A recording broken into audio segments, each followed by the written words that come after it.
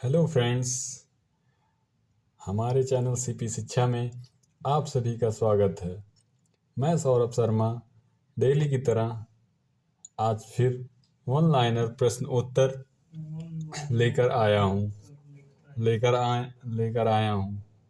आज जो विषय है वो संविधान के भाग एवं महत्वपूर्ण अनुच्छेद। मैं कुछ वेरी वेरी इम्पोर्टेंट अनुच्छेद लिखा हूँ जो एक ही दिन सभी नहीं जाए मिलेगा आपको, लेकिन तो 2-3 क्लास में आप सभी को मैं अनुच्छेद पूरी तरह से बता दूंगा। समय ना गंवाते हुए हम देखते हैं कि भाग पहले में क्या है। भाग पहले में संघ और उसका राज्य क्षेत्र है, जो अनुच्छेद 1 से 4 तक है। संघ मतलब एकजुट होकर रहना, वो केंद्र और राज्य के बारे में कहा गया है। संघ और उसका राज्य क्षेत्र वो अनुच्छेद 1 से 4 के अंतर्गत आता है। तो इसमें अनुच्छेद 1 में संघ का नाम और राज्य क्षेत्र है, अर्थात कह सकते हैं इंडिया राज्यों का संघ होगा। ठीक है। इसी प्रकार अनुच्छेद 2 जो है वो नए राज्यों का प्रवेश तथा स्थापना, अर्थात सांसद विधि द्वारा नए राज्यों का प्रवेश। इसका उदाहरण हम मान सकते हैं, जैसे उत्तर प्रदेश से उत्तराखंड बना हुआ है, वैसे मतलब कट के बनाया गया है नया राज्य, तो वो अनुच्छेद 2 में आते हैं। इसी प्रकार अगला अनुच्छेद जो है वो अनुच्छेद 3 है। अनुच्छेद 3 कहता है राज्यों का निर्माण और सीमाओं का परिवर्तन। सांसद नए राज्य बना सकती है, सीमा बदल सकती है। मतलब अनुच्छेद 3 यही कहता है कि मतलब नए राज्य का निर्माण हो, उसकी सीमाओं में परिवर्तन हो। जैसे उत्तर प्रदेश का सीमा यहाँ से था, तो अनुच्छेद 3 के तहत वो बदल के यहाँ से कर सकता है, इसको हम उत्तराखंड बना सकते हैं उदाहरण के तौर पे। ऐसे हम दिमाग में बैठा लेंगे कि अनुच्छेद 3 कहता है कि मतलब वो सीमाओं को चेंज कर सकता है। कौन? अनुच्छेद 3। उसके बाद भाग दूसरा क्या है? भाग दूसरे में है नागरिकता। नागरिकता जो है वो अनुच्छेद 5 से 11 के तक रहता है। तो अनुच्छेद 5 में हम देखते हैं क्या है।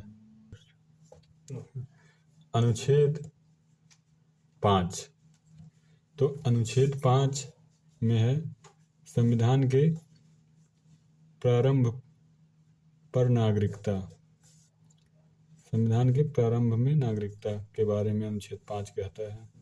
अनुच्छेद 6 जो है वो पाकिस्तान से आए व्यक्तियों की नागरिकता को बताता है। जब विभाजन हुआ तो उसी समय ये अनुच्छेद बना था, अनुच्छेद 6।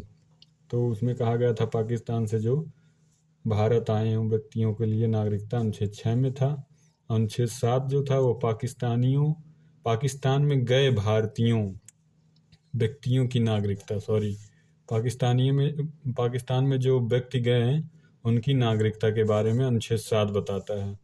अनुच्छेद 8 जो है वो भारत के बाहर रहने वाले भारतीय मूल के व्यक्तियों के अधिकार के बारे में बताता है। अनुच्छेद 8 कि बाहर हमारे देश से बाहर जो जाकर रह रहे हैं उनके नागरिकता के बारे में बताता है, वहाँ उनका मूल अधिकार बचा है कि नहीं बचा है।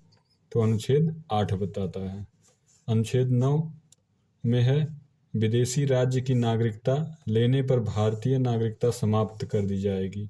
जैसे कुछ लोग विदेश में जाकर रह रहे हैं और वो यहाँ के अनुसार वहाँ पर्टिकुलरली रहने लगे तो यहाँ की नागरिकता समाप्त कर दी जाएगी।